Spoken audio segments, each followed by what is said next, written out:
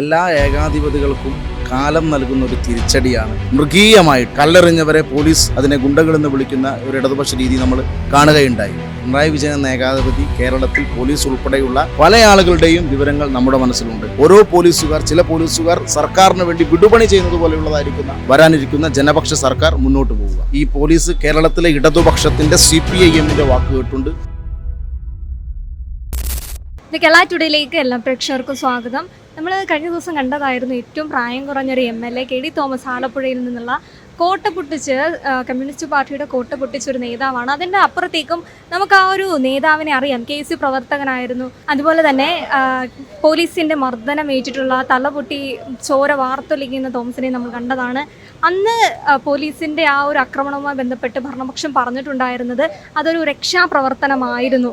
പക്ഷേ ഇപ്പോൾ അന്ന് അടികിട്ടിയ ആ യുവാവ് വെറും ഒരു യുവാവല്ല, MLA ആണ്.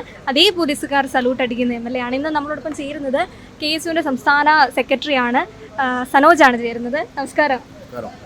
അന്ന് രക്ഷാപ്രവർത്തനമാണെന്ന് പറഞ്ഞ മന്ത്രിസഭ അല്ലെങ്കിൽ ഭരണപക്ഷമൊക്കെ ഇപ്പോൾ മാറ്റി പറയുകയാണല്ലോ. കഴിഞ്ഞ ദിവസം പാലക്കാട് LDFിൻ്റെ തന്നെ അവരുടെ അണികളെ അടിച്ചപ്പോൾ പറഞ്ഞു പോലീസ് ഗുണ്ടകളാണോ എന്ന്. ശരിക്കും അങ്ങനെയൊക്കെ പ്രതികരണങ്ങൾ കേട്ടപ്പോൾ എന്താ തോന്നിയത്?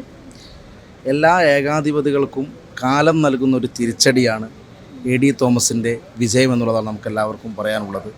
AD തോമസ് ഒരു പ്രതീകം മാത്രമാണ്. കഴിഞ്ഞ 10 വർഷക്കാലമായി പിണറായി വിജയൻ എന്ന ഏകാധിപതി കേരളത്തിൽ പോലീസ് ഉൾപ്പെടെയുള്ള സേനകളെ ഉപയോഗിച്ച് നടത്തിയിട്ടുള്ളതായിരിക്കുന്ന ഒരു ഗുണ്ടായിസ രീതിയിലുള്ള പ്രവർത്തനമാണ് കേരളത്തിൽ നമ്മൾ കണ്ടിട്ടുള്ളത്. അതിനുള്ള തിരിച്ചടിയാണ് തെരഞ്ഞെടുപ്പിൽ AD തോമസ് ഉൾപ്പെടെ അതിനിരയായ ആളുകൾക്ക് ജനം നൽകിയിട്ടുള്ളത്. അതിന് വലിയ അംഗീകാരമാണ് ജനം നൽകിയിട്ടുള്ളത്.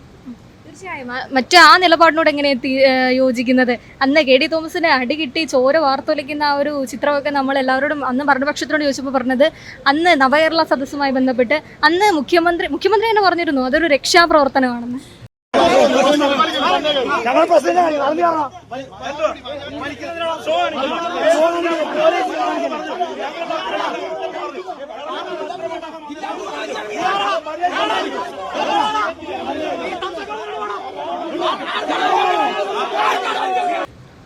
കേരളത്തിൻ്റെ മുഖ്യമന്ത്രി പിണറായി വിജയൻ നവകേരള സദസ്സുമായി ബന്ധപ്പെട്ടുള്ള യാത്രയിൽ യൂത്ത് കോൺഗ്രസിൻ്റെ KSUവിൻ്റെ പ്രവർത്തകർ AD തോമസ് ഉൾപ്പെടെയുള്ള ആളുകളെ മുഖ്യമന്ത്രിയുടെ ഗൺമാൻ ഉൾപ്പെടെ മർദ്ദിച്ചപ്പോൾ അത് രക്ഷാപ്രവർത്തനമെന്ന് പറഞ്ഞവർ കഴിഞ്ഞ ദിവസം പാലക്കാട് UDFിൻ്റെ വിജയാഹ്ലാദ പ്രകടനത്തിലേക്ക് കല്ലെറിഞ്ഞവരെ പോലീസ് പിന്തിരിച്ച് മാറ്റിയപ്പോൾ അതിനെ ഗുണ്ടകളെന്ന് വിളിക്കുന്ന ഒരു ഇടതുപക്ഷ രീതി നമ്മൾ കാണുകയുണ്ടായി.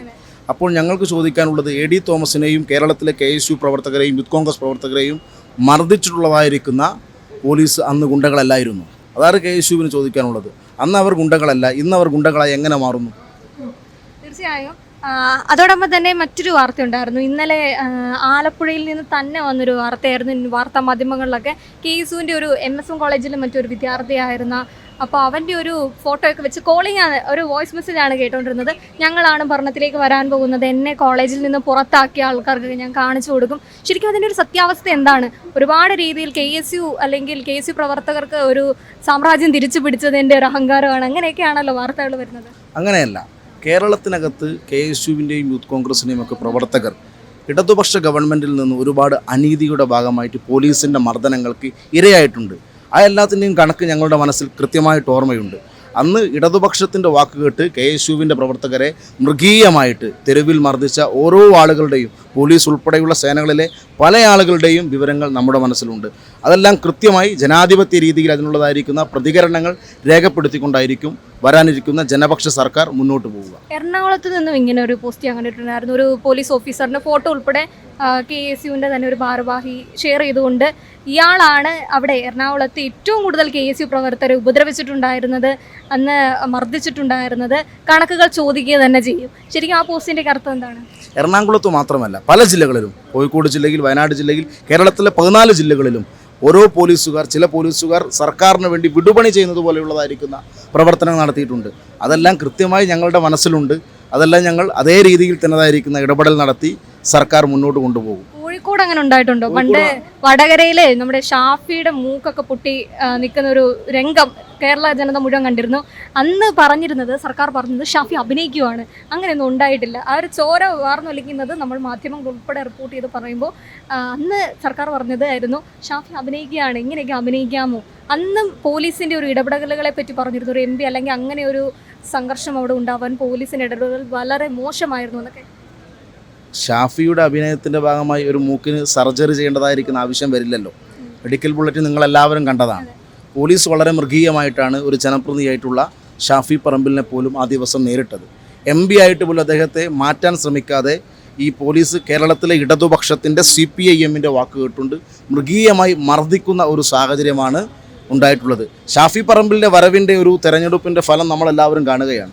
അതിനെ ഭയപ്പെടുകയാണ് കേരളത്തിലെ CPM. അതിൻ്റെ ഭാഗമായിട്ടാണ് അന്ന് പോലീസിനെ ഉപയോഗിച്ച് അദ്ദേഹത്തെ മർദ്ദിച്ചുകൊണ്ട് ഇല്ലാതാക്കാൻ ശ്രമിച്ചത്.